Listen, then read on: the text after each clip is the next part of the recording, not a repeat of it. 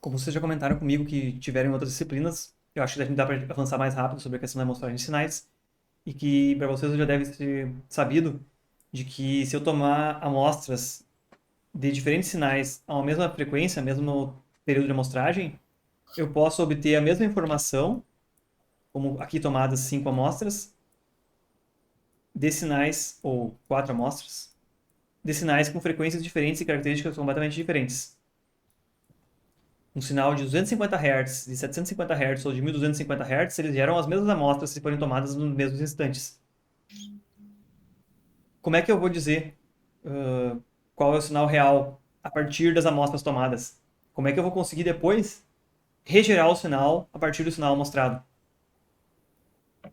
Tem que ser com mais amostras?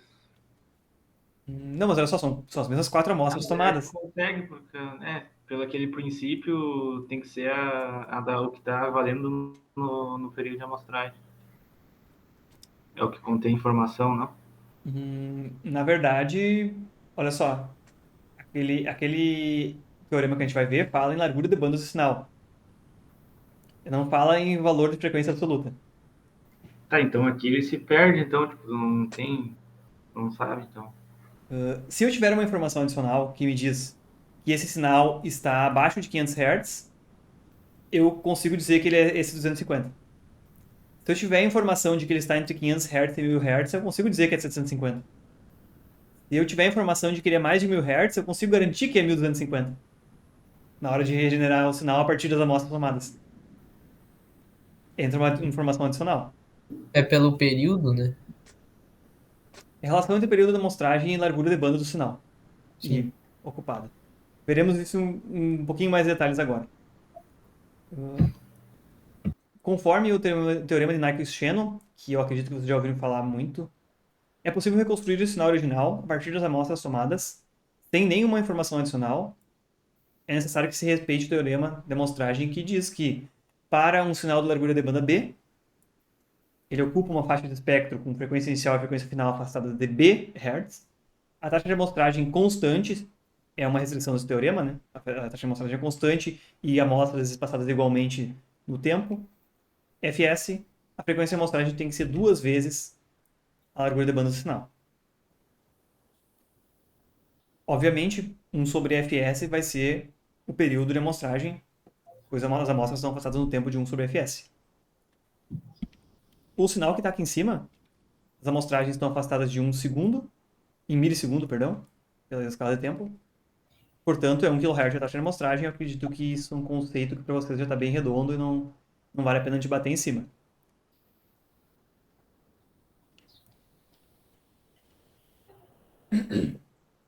Como é feita a reconstrução do sinal a partir dessas amostras tomadas?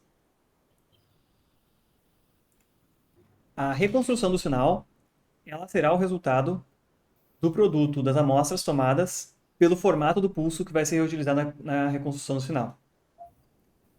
O que isso significa para nós? Da amostra, do exemplo anterior que a gente viu que esse sinal vermelho ele é usado, ele é mais suave, e o sinal azul é mais abrupto aqui, porque o sinal azul usa pulsos retangulares. E o sinal vermelho usa pulsos mais suaves, que sobem e descem de forma mais suave, que a gente vai ver em seguida. Mas, no domínio do tempo, como é que se faz a reconstrução de sinais? Se pegam vários pulsos que vêm em sequência, com a mesma amplitude, a gente poderia pegar inclusive esse exemplo aqui, que os pulsos vermelho, azul, verde, roxo aqui, eles estão defasados em um período de amostragem no tempo. Todos vamos dizer, numa análise matemática, todos esses pulsos são gerados um trem de pulsos infinitos no tempo, e eu vou multiplicar cada um deles pela intensidade da amostra daquele momento. Quer dizer, todos eles têm a mesma amplitude, uma amplitude normalizada de 1 aqui, só que a primeira amostra tinha amplitude 1, então eu vou multiplicar por 1 a amplitude dele. A segunda amostra tinha amplitude 3, então eu vou multiplicar o pulso verde por 3. A outra tinha amplitude 0, então o azul eu posso multiplicar por 0, vai cair por 0 a amplitude. O roxo tinha amplitude 2, eu vou multiplicar por 2, aumentar a amplitude dele, e eu somo eles no tempo. Só que vejam uma coisa aqui. Esses pulsos aqui, eles são aqueles pulsos suaves que vão me permitir uma recuperação do formato do sinal com a menor largura de banda possível. Eles não são o retentor de ordem zero. Então, o pulso vermelho que valia aqui para o tempo, eu vou chamar de tempo zero, que vamos dizer que a amostra correspondente ao tempo zero ela foi utilizada para multiplicar a amplitude do vermelho, ele também vai influenciar nos outros tempos de amostragem, porque esse vermelho ele decai aqui. E lá entre a amostra 2 e 3, ou 1 e 2, ele também tem um certo valor. Lá depois, na próxima amostra, ele também tem um certo valor. Esse pulso ele não é um pulso retangular que tem valor diferente de zero e depois cai para zero o resto do tempo. Para que a recuperação seja a mais perfeita possível e seja realmente um sinal suave, com a menor largura de banda possível do sinal, esse tipo de pulso suave é utilizado. Mas o processo é pegar uma série de um trem de pulsos com o formato que eu quero e multiplicar cada um deles, ponderar pelo valor daquelas amostras que eu tomei. E somar todos eles, eles vão constituir esse sinal recuperado o mais suave possível aqui. Pior que eu acho que isso aí a gente não viu essa reconstrução aí. Essa regeneração. Essa Porque reconstrução tipo, não. a gente sempre vê elas, tipo, eu mostrei um sinal aqui de um. E eu já vejo no computador, assim, tipo, não é repassada, que a gente falou, tipo, reconstruída e para não perder informação, tipo, a gente não se preocupa muito em perder informação, tipo, só No caso, só mostrar as um amostras, sinal. a Só. parte de transmissão a gente não viu muito. Bom, mas isso aqui, olha só, eu não posso dizer que isso aqui se aplique só à parte de comunicações, né? Sim. Mas isso aqui também é o que diferenciaria, na hora de eu reconstruir a partir das mesmas amostras, diferenciaria se o sinal que eu iria ver é o azul ou o vermelho. O vermelho, eu garanto que, como a minha taxa de amostragem só me deu tantas amostras aqui do vermelho, que o vermelho é o que melhor representa o sinal, porque eu não tenho informação para dizer que realmente no meio do caminho o azul continuava constante e depois acontecia isso aqui. Eu não tenho informação, porque eu só tenho um ponto de informação. Então a reconstrução mais fiel seria reconstruir o vermelho, que o azul ocupa uma banda maior. E se eu mostrei uma taxa baixa, eu não consigo dizer que existe informação do azul de que existem esses degraus abruptos de fato. Mas o vermelho, ele cumpriu com aquele requisito ali, de que a taxa de amostragem é maior que 2 vezes a largura de banda do sinal. A reconstrução, então, vai ser pegar vários pulsos em sequência com uma amplitude normalizada e multiplicar pela amplitude das amostras que cada um deles gerou, e eu vou obter exatamente aquele sinal vermelho, como a gente viu na primeira parte da aula, ali, bem suave. Bom, eu acredito que eu estou vendo agora uma parte de revisão do processo de amostragem, que é a discretização no tempo. A gente não está falando em quantizar ainda os níveis, mas só em tomar amostras do tempo. Se eu pego aquele sinal bem comportado, suave, e que tem uma largura de banda realmente limitada, que esse sinal aqui tem a largura de banda correspondente aqui, que está bem menor do que 0,5 fs, que observando aqui no espectro, naquela vista espelhada em torno de zero, ele só ocupa as frequências aqui até muito menos que 0,5 fs, ele está bem próximo do nível DC só. Isso se chama um sinal em banda base, ele está próximo do zero. É um sinal suave, não tem degraus abruptos, por isso que ele não tem potência fora dessa banda aqui. Ele é bem comportado. Ou já foi filtrado para isso. O sinal de amostragem, ele é, na verdade, no tempo, um trem de impulsos que são valores que só valem num determinado instante. Um tempo infinitesimal depois ou antes desse instante não existe informação. Isso que é a amostragem, né? Me diz, só valeu naquele instante. Não importa se é 1 nanosegundo depois, 1 nanosegundo antes, eu não tenho informação. Então corresponde no domínio do tempo isso. E se a gente procurar um trem de impulsos desse e observar matematicamente qual é o espectro dele, ele corresponde por exatamente duas componentes discretas, por ser um sinal periódico, esses impulsos aqui, exatamente na mesma frequência de amostragem, tanto nessa vista espelhada na frequência positiva quanto negativa. Mas ainda assim seria razoável a gente considerar que esse espectro só tem uma componente na frequência de amostragem, porque ele é infinito, duração infinita, aqui foi abreviado, né, mas a duração dele é infinita, e tem exatamente essas componentes com duração infinitesimal. Esse de cima é o sinal que vai ser mostrado, esse de baixo é as amostragens em tempos determinados. O processo de amostragem ele não deixa de ser um produto no domínio do tempo. Então eu vou pegar aquele meu sinal suave e vou multiplicar pelas intensidades dos meus vetorizinhos que indicam os tempos de amostragem exatos aqui, que é uma multiplicação. E o sinal depois de amostrado eu só tenho essas informações aqui, de instantes de amostragem com amplitudes ponderadas e que tenha informação suficiente para reconstruir aquele sinal.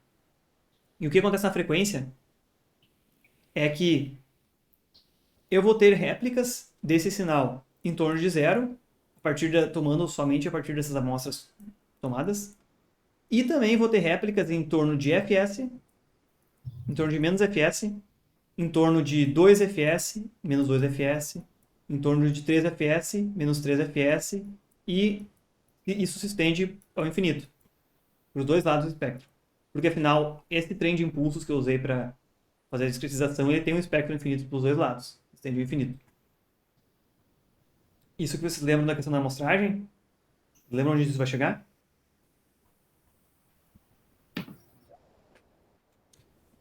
Sem spoiler, chegaremos num fato interessante em seguida. Então quer dizer que se eu tomei amostras discretas no tempo, eu tenho uma informação que me diz que o meu sinal pode ser qualquer coisa dessas. Pode ser esse que está em torno de fs, pode ser esse que está em torno de zero, pode ser esse que está acima, 2fs, 3fs, porque criou múltiplas réplicas desse espectro. Exatamente porque a duração é zero do tempo de amostragem aqui. Não são degraus, são instantes de amostragem. Se eu for reproduzir esse sinal, filtrando depois do sinal discretizado somente o espectro em torno do zero aqui, somente de 0,5 fs a menos 0,5 fs, que contempla muito bem o espectro do sinal original que a gente viu lá em cima, aí ele vai ser reproduzido exatamente com essa linha pontilhada aqui. E vai ser regenerado. E essa é exatamente a informação que ele tinha original lá em cima. Porque eu realmente recuperei ele em torno da banda entre 0 e 0,5 fs, que é a banda original na qual ele estava contido. Então eu tomei amostras suficientes e essa linha pontilhada vai passar exatamente em todos os instantes por cima de exatamente os mesmos pontos que o meu sinal original lá em cima continha.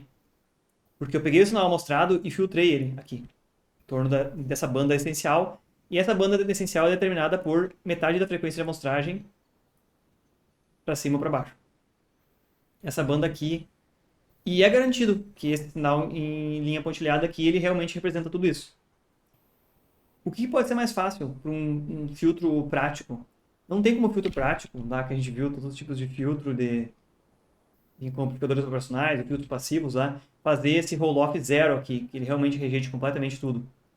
Em geral, esse filtro ele tem uma curva suave, assim, né, que vai diminuindo o seu ganho, né? Sim.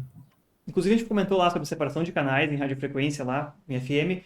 Muitas vezes os canais são mais separados por causa disso. Mas é questão de implementação prática desses filtros. Mesmo ele tendo uma ordem alta, ele não consegue fazer o quadradinho, né? Não consegue quadradinho, não tem como. Existe uma razão matemática para isso aí. A duração e a extensão do filtro teria que ser infinita para conseguir gerar ele absolutamente quadradinho. Mas o que a gente faz então é, quanto mais alta a frequência de amostragem for, para o mesmo sinal, menor essa faixa aqui de menos 0,5 fs a mais 0,5 fs que nosso sinal realmente ocupa. Isso aqui seria mostrando ele com uma frequência muito mais alta do que necessário, sobreamostrado. fs sobre 2 é muito maior do que a largura de banda do sinal. Então, no final, ele ocupa só um cantinho, uma partezinha estreitinha dentro da banda de que realmente eu posso representar informações. A banda que eu posso representar informações é de meio fs a mais... menos meio fs a mais meio fs. É aquela banda bem estreita no meio. Mas se o meu sinal tiver uma largura de banda muito mais estreita do que a frequência de amostragem permitiria, eu tenho uma folga muito maior para implementar esse meu filtro de forma suave aqui, ó, e não teria nenhum problema ele cortar uma parte da banda, nem ele se estender um pouco mais, porque afinal vai ficar longe ainda de pegar essas pontas adjacentes aqui. Então o processo de sobreamostragem ele nos dá mais folga para que esse filtro seja feito de uma forma mais suave e seja menos difícil de recuperar. E ainda assim, ele vai recuperar exatamente o sinal com aquelas linhas pontilhadas.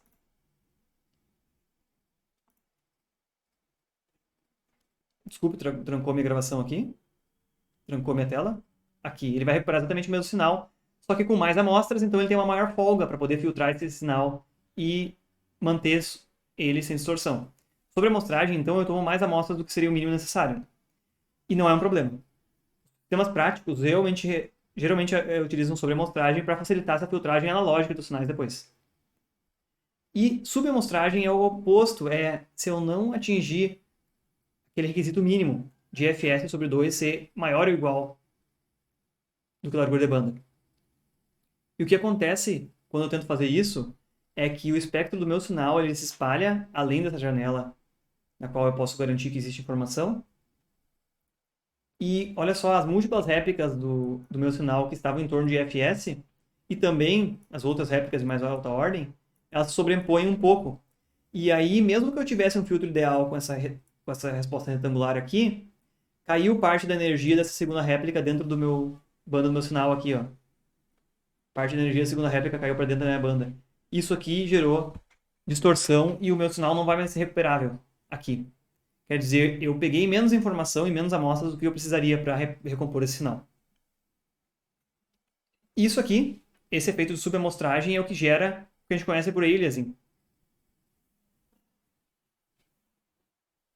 Quando o sinal que se deseja mostrar ele contém componentes espectrais maiores do que a frequência de amostragem que eu tenho disponíveis, pode ser tanto frequências realmente que existem nele, ou pode ser frequências resultado de ruído ou interferência indesejada, não prevista.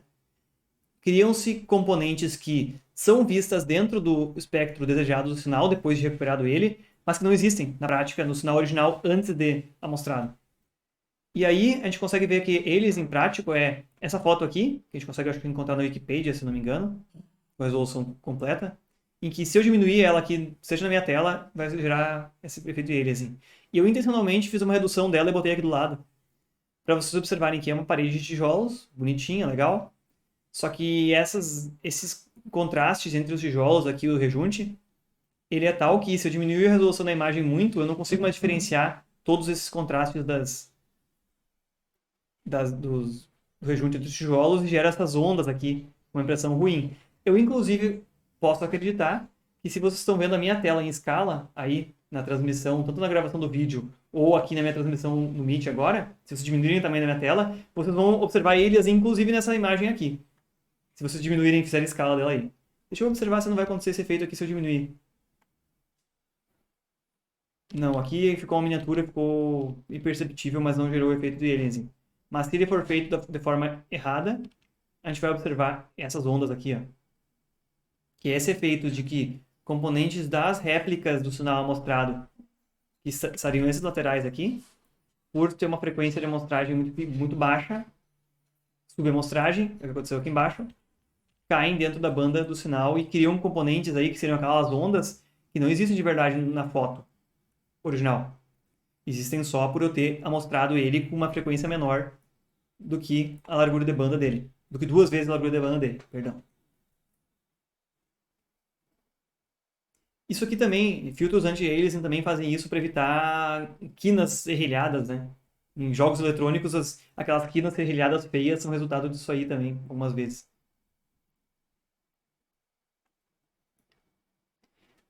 Por último, eu comentei na primeira parte sobre a questão da duração do pulso e do espectro, é que existe essa dualidade. Se a gente gerar um pulso no domínio do tempo que é retangular, que é aquele amostrador de ordem zero, no espectro ele tem esse formato que vai caindo em lóbulos aqui, mas vai decaindo aos poucos. E se a gente observar só o lado de cá, desse espectro, e a gente voltar e referir aquela figura que a gente viu antes, na primeira parte da aula, com o azul, que era o retentor de ordem zero, com um formato de pulso retangular, gerou exatamente aquele decaimento na frequência em azul, né? Que são esses lóbulos aí, que zeram cada múltiplo da frequência de amostragem aqui, mas tem potência espalhada. Que é isso aqui. Um formato de pulso retangular no tempo gera esse formato aqui, que é um cosseno levantado, uma definição matemática aqui, um seno dividido por π vezes frequência e o tempo. E existe uma dualidade, porque se eu fizer o contrário, e em vez de usar um pulso retangular, usar um pulso que tem esse formato de cosseno levantado no tempo, vejam bem, esse formato geométrico aqui com essa equação matemática, mas aplicado no tempo, eu consigo ter um pulso cuja resposta em frequência seja bem confinada e tenha uma frequência bem estreita, uma banda bem estreita de sinal. E que é o resultado do extremo oposto que eu ilustrei na primeira parte da aula aqui, Eu usei aquele pulso, aquele formato que está sendo levantado para gerar esse vermelho. E se vocês observarem, na frequência ele tem uma resposta quase retangular aqui, ó, que ele cai muito abruptamente o espalhamento e frequência dele. E no domínio do tempo ele é o mais suave possível.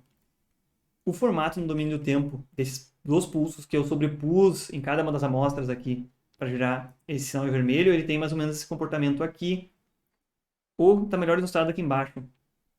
Esse pulso aqui embaixo é um cosseno levantado que gerou um roll-off muito pequeno no domínio da frequência, pelos parâmetros que ele adota, e se vocês forem ver, ele é o extremo oposto do pulso retangular. Se ele é retangular no domínio da frequência, que tem um roll-off bem pequeno, no domínio do tempo ele se estende muito longo aqui, ó, por vários ciclos, tanto para o tempo positivo quanto negativo, em relação ao tempo principal dele.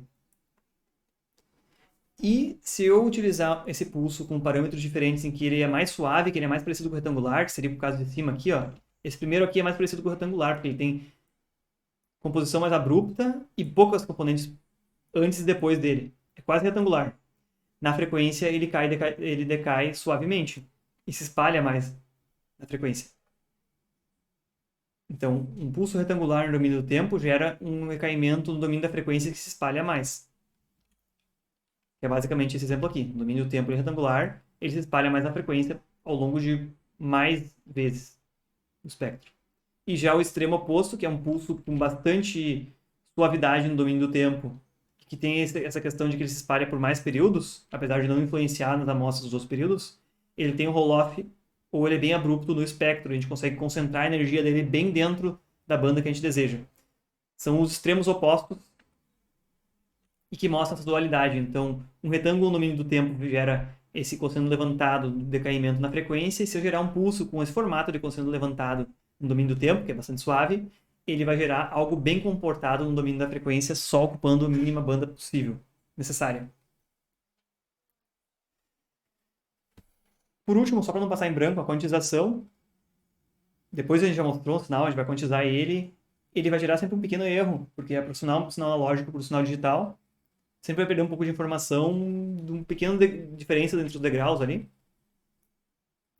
E esse aqui embaixo, então, é o erro ou ruído de quantização, também chamado. Que é a diferença entre o sinal em verde, que é o sinal analógico, e o sinal azul, que é a representação digital dele. Então sempre vai ocorrer um pequeno errinho aí. E eu não tenho como, depois da amostra tomada e quantizada, dizer se o sinal analógico estava acima ou estava abaixo daquele valor. Essa é uma informação que eu realmente perdi. E sempre vai acontecer quando eu quantizar um sinal, quando eu definir quais os níveis que eles estão. Existe outro tipo de erro de quantização também que está relacionado com distorção. Pode ocorrer uma distorção linear. Esses degraus podem não ser tão perfeitos quando eu tomo as decisões. E outro tem a ver com a faixa dinâmica, que o meu sinal original tem uma excursão aqui maior do que eu previa pelo meu quantizador. Então ele pode não conseguir avaliar um degrau a mais aqui em cima, por exemplo, no valor máximo dele. Então o meu quantizador tem que suportar toda a faixa dinâmica que o meu sinal vai excursionar durante a operação dele. O que acontece aqui é que o valor limite mínimo e máximo que o quantizador suporta depende de quantos bits eu vou fornecer e quantos degraus diferentes eu quero representar. Então, sempre vai existir esse ruído de quantização, ainda que no circuito ideal, o processo de quantização gera esse ruído aqui, que esse erro implícito, e vai sempre acontecer. Mas, idealmente, a gente quer degraus espaçados linearmente aí e que cubra toda a faixa dinâmica do sinal. Quantização não é bem um foco nosso, é só para trazer uns conceitos chaves aqui para isso não passar em branco.